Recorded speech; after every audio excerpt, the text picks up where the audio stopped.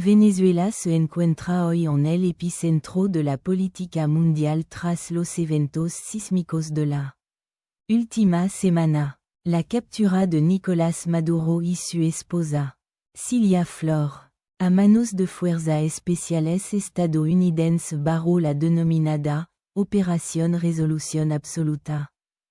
Ha dejado un vacío de poder que la vicepresidenta Delcy Rodríguez ha intentado llenar asumiendo el cargo de presidenta encargada. Este movimiento ha sido recibido con una profunda división tanto interna como internacional.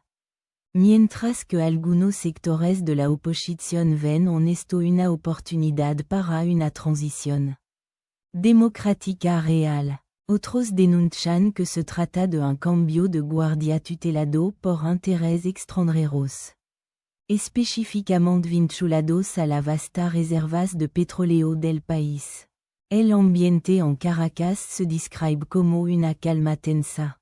La patrulla militar son constante y el flujo de información es controlado meticulosamente. Por su parte, el presidente Donald Trump ha sugerido que los días del petróleo venezolano fluyendo hacia Cuba han terminado, enviando un mensaje claro a los aliados tradicionales del chavismo en la región. Esta semana será crucial, ya que delegación del nuevo gobierno de Rodríguez tienen previsto reunirse con funcionarios de la Casa Blanca para discutir el levantamiento de las sanciones económicas y la reestructuración de la deuda externa. El destino de Maduro, actualmente bajo custodia federal en Estados Unidos enfrentando cargo de narcoterrorismo, simboliza el fin de una era que definió la geopolítica latinoamericana durante más de 2 décadas.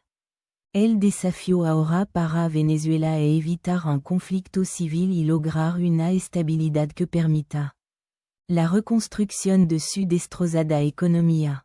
La mirada del mundo está puesta en si la administración Trump buscará una influencia prolongada o si facilitará un proceso electoral transparente que devuelva la soberanía al pueblo venezolano.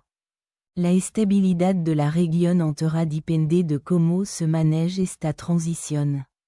Con países vecinos como Colombia y Brasil observando con cautela los movimientos de las tropas estadounidenses apostadas en el Caribe.